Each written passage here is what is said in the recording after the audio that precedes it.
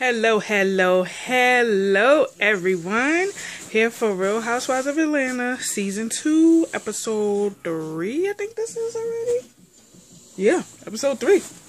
So, let's get into it. It was a pretty blah episode. It was shady, but it was a pretty blah episode. It started with Phaedra and Portia, and they're together at this, colonic place, about to get a colonic. And y'all know by now, Phaedra is wacky. That girl is always doing something wacky. So, you know, Portia's like, she got suckered into doing the colonic. She's never had one before. So while they're there, Portia's on the table getting her colonic done. And they start discussing, the party that Portia had for Duke. And Portia was like, you know, he wasn't really bothered by the things that people were saying that night. You know, what was said and what was done, it didn't scare him off. It's just that I didn't like hearing about you okay? She said it was just that she didn't like hearing like some of the gossip, the rumors that people were putting out there, like how somebody said that he was into porn, and Candy said that he was with a transgender and all this other stuff, and she was like, you know, he could be running for the hills, but he's not, because I got that good. I'm like, Portia is a mess. So then, you know, they're like, well, speaking of Candy, well, what's going on with that? So it went from Portia to Candy and Todd, and they're pillow talking about her conversation with Portia, and her conversation with Phaedra, I'm sorry. And Phaedra was telling Portia that the only reason why she was a little bit like bothered by Candy and Todd is because she felt like they were both wrong for not telling her that they had Apollo's motorbikes and whatnot at their house. And she said, well, let me give you a scenario. If your ex-husband was going to prison and he told them to put his bikes at their house and they didn't tell you, how would you feel? And Portia said she would feel betrayed. So Candy told Todd that that's why Phaedra was like a little bit iffy. Like, you know, that's why their relationship was a little bit, you know, weird, because they put the motorbikes in the house and didn't tell her. And Todd was like, well, he asked me and I told him, yeah. So, you know, he asked me and I told him it was okay. So my whole thing is, all in all, like, they all just have sucky communication with each other. That's what it is. And sometimes that happens in a friendship. Like, sometimes you don't communicate how you really feel to a person. You don't communicate. You bottle up a lot of stuff, and then it starts to erupt, and then your friendship becomes awkward. So my whole thing is, Todd should have told Phaedra that he had the motorbikes in the garage. Reason being is because if the feds or whoever was looking for Apollo stuff and she had no clue where it was, then, you know, it kind of looks weird on her part, because she's his wife and, you know, that's his stuff. She's supposed to know where his stuff is or whatever.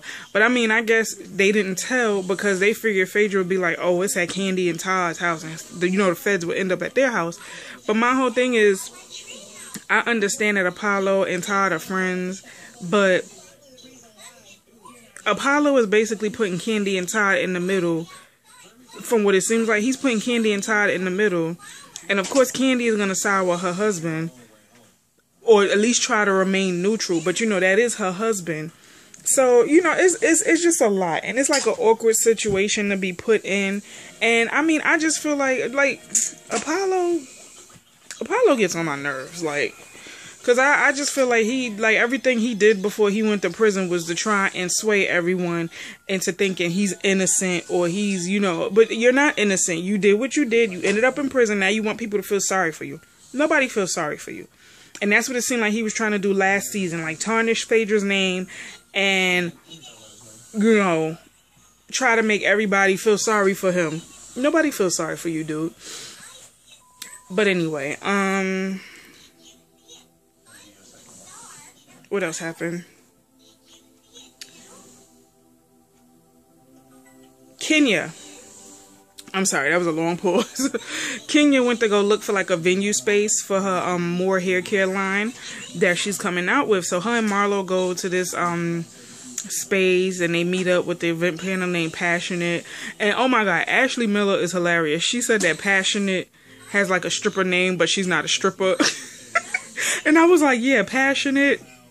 But I mean, I've heard of that name before. Like, I remember where I used to work, it was a little girl named Passion. So yeah. But moving on, they were looking at the space or whatever, and Marlo was like, Kenya was like, it's gonna have to be like a lot of decor. And Marlo was like, yeah, but I see the space being, you know, like a good space for the event. And Kenya said, well, she bought, Passionate on because Passionate did Cynthia's event, and the event was nice. So she was like, well, speaking of Cynthia's event, what the hell happened with Sheree? And Marlo was like, yeah, I was just about to ask you the same thing. So Kenya's gonna say, well, I wasn't trying to shade her. I was just trying to disclose information that I felt like she needed to know. And Marlo was like, yeah, and y'all just went back and forth like on each other's house or whatever. So Kenya was just like, oh, we should throw Sheree a rent party and have people come in or whatever. And I'm like, see, that's where the shade is. But she said to Marlo, well, you probably have to talk to her. So I'm like, see, that's where the shade is. You are always saying something about somebody, and you expect for them to just deal with what you say and not feel any kind of way. You shade people, but you don't expect to get shaded back. And then when it escalates, you want to play victim and try and make it seem like, no, that's not what I meant. And that's exactly what you meant. And somebody on my Twitter was like, yo, Kenya is very immature for her age. And I'm like, yeah, she's very immature. And somebody else was like, she's always shading people. She must be miserable herself. And I'm like, yeah, Kenya is very miserable. And you can tell she's very, like, attention starved. She's very, like, shady because of all that she's gone through in her life. And it's like, okay, shade is gonna happen. Shade is shade. But it's like, girl, you be sitting up here starting trouble with people you don't even really know like that. Like, you don't know Sheree like that to be coming at her. You didn't know Phaedra like that to be coming at her. You didn't know Christopher. Well, you knew Christopher Williams through the acting circuit, but you didn't know his wife to come at his wife like that a couple of seasons ago. Like, she just be coming for all of these people who, like, she don't be knowing, but she swears she know their life. But notice, she ain't do that to Kim Fields. Notice. But, yeah, so Phaedra is at, Portia is at this, this race. It looks like this charity, this charity racetrack thing or whatever for Dish Nation. That's what it looked like. I don't really know the name. It was like Heifer. Was it Heifer Entertainment? Heifer something. God, I can't remember for the life of me. But yeah, she's at this event, and they're basically like racing around a track or whatever, doing little not extracurricular, but like sporty type games or whatever, like running along the track and whatnot. So Candy comes just to support, and Portia's sister Lauren is there, and Candy and Lauren can't participate because they're both pregnant, but they're there for support. So Portia is doing her lunges and she's working out or whatever on the ground or whatever, and then it pans off to the bleachers, and I see Blue from Bad Girls Club season 12. And I was like, oh snap, Blue is everywhere. Like, this is like maybe the second or third reality show I saw her on. I can't remember the last one I saw her on, but she be popping up in some places, So anyway, after the race and everything was done, Portia and Candy spoke, and they spoke about the party, and Portia said she just felt like everybody has their opinions about her relationship with Duke. And she's like, Candy, just like how everybody had their opinions when you first started dating Todd. So Candy was like, okay, I can understand where Portia's coming from with everybody and their opinions, but it was mostly people that knew him, and I wanted to get their opinion on him. She said, it's not like I was walking around saying, I'm in love, I'm in love, I'm in love. I'm like, yeah, but Candy, you were in love.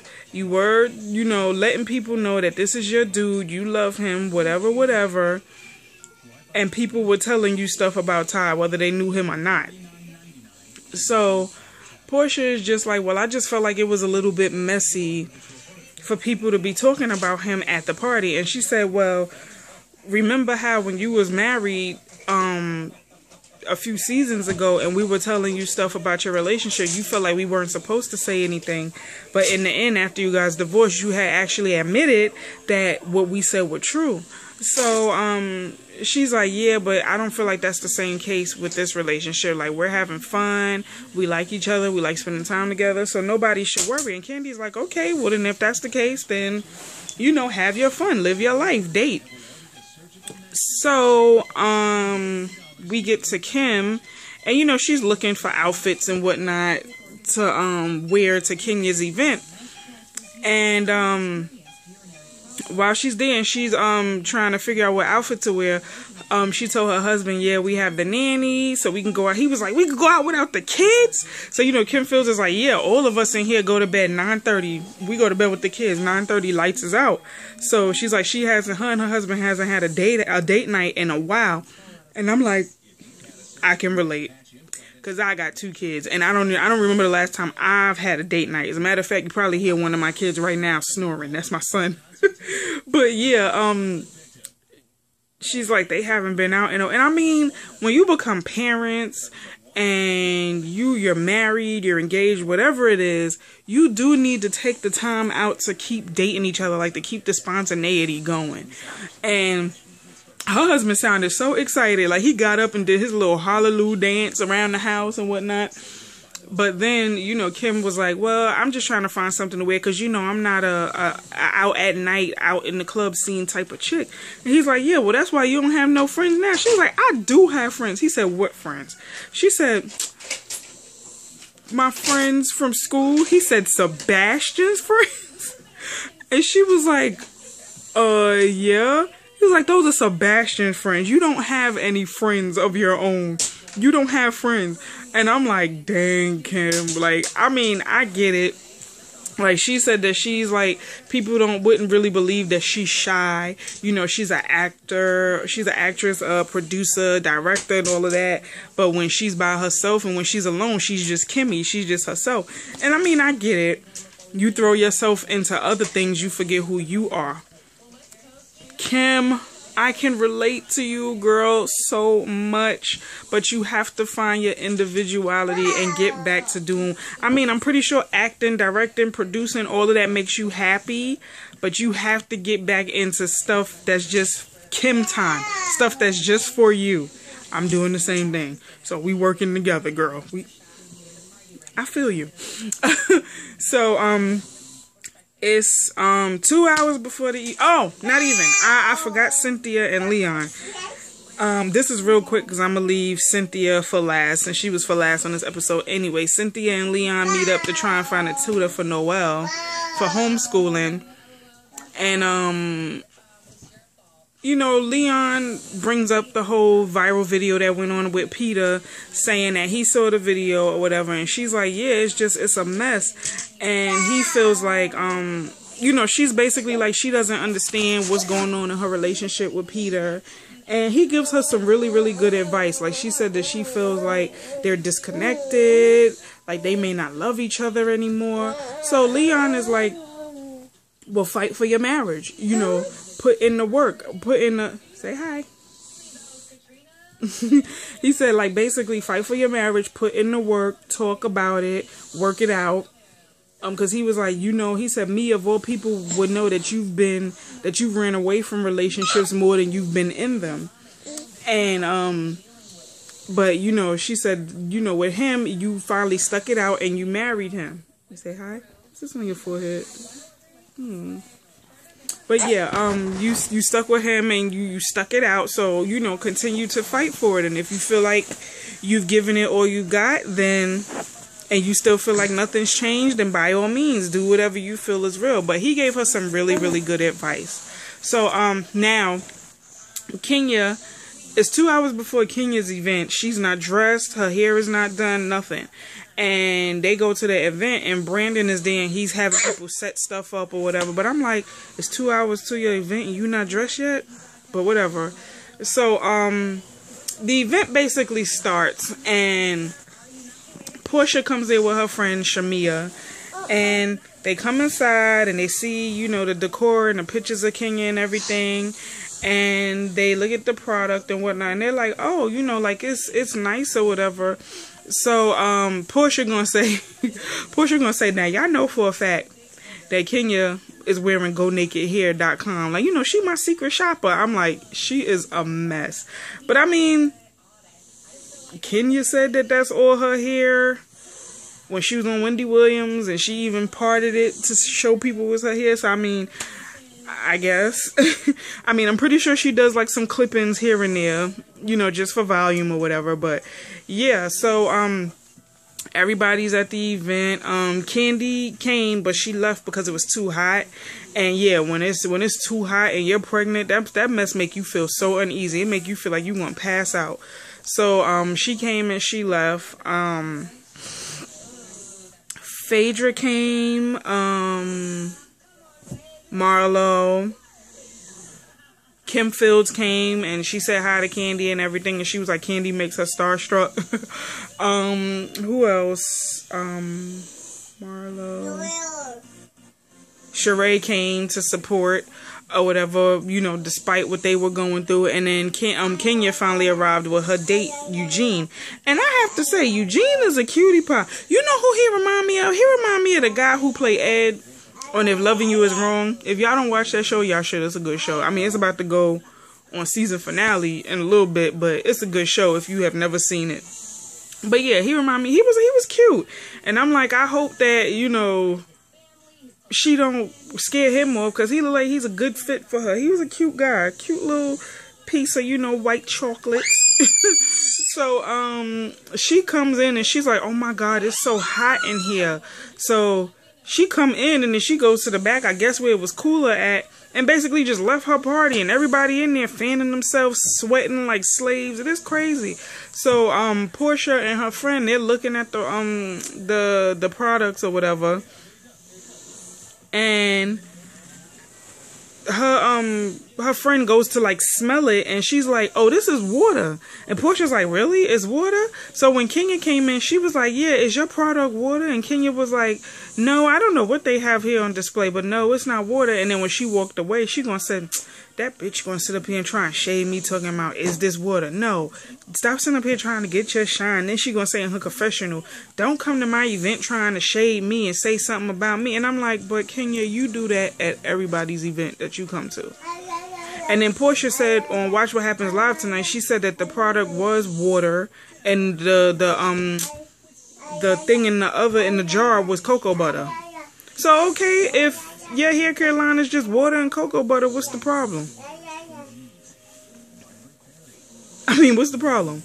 So, yeah, basically, that was that. Her and Sheree spoke, and she said that she wasn't trying to be shady towards Sheree. She wasn't trying to be malicious or anything. She was just stating the facts, but she was being shady. And Sheree was like, well, you sitting up here and you talking about, this is what she said in her confessionals, you sitting up here and you talking about me having, like, you know, not having a house and having a fashion show with no fashions, but here you are, you got a hair care line, you have a hair care event with no hair care products. And I'm like, ooh, Sheree, read, like Sheree been practicing these couple of seasons. She wasn't on Real Housewives of Atlanta. She been practicing. She been working on her shade. Like, she been practicing her shade, because she is coming back something fierce this season. So anyway, we get to Cynthia. I don't want it, but thank you. We get to Cynthia and Peter, and they discuss their relationship. Peter is bothered because he feels like Cynthia no longer loves him, and he said he's still in love with Cynthia, but it's just a lot. Like he said, like they put their dreams and their hopes and ambitions or the forefront, and their love life is on the back burner, so that's why they feel so connected. And Cynthia is like not sure if she's still in love with him, and he said he never fell out of love with her. And Cynthia is like, well, we're gonna keep working at our relationship, and if we don't, we're just gonna go our separate ways, but something has to give. And I'm like, Cynthia, I agree, I can relate. because I can relate to Cynthia and what she's going through. I mean, it's not easy when you're trying to, like, focus on your dreams, and then you have a family, and then you have to try and make time for each other. Like, it's hard to find a balance in being a parent, or being a wife, being a husband, being a business person. Like, it's hard. And it's like only 24 hours in a day, so it feels like there's not enough time in the day for you to do everything all at once, but you have to somehow find a balance. So, I mean, I get why her and Peter could feel disconnected, but still, Peter, that does not give you a right to be up in no club feeling on some next chick, because you were dead wrong for that. And I honestly feel like Peter is really downplaying his part in that video. Like, we all saw the video. You were very inappropriate with that girl. Apologize about it and move on. Don't make it seem like, oh, she's just a girl who frequents my club all the time. That's great. But she could have ulterior motives as to coming to frequent your club all the time. Like, you think there's not a lot of groupie chicks out here who go to clubs all the time just so they could be a part of the social scene and try to get on? That's how most of it, that's how most of these chicks are. Give me this. That's how most of these chicks are out here, and that's what they do. They do what they can to get ahead and will use you and get you in trouble with your significant other or whatever, like that. Like, I mean, if that's a girl that frequents your club and you don't know her personally, then you wouldn't have got in trouble with that video. Because, I mean, I'm pretty sure Cynthia was thinking what the rest of the world was thinking when they saw that video. Peter is cheating. But anyway, you know, that was basically the episode.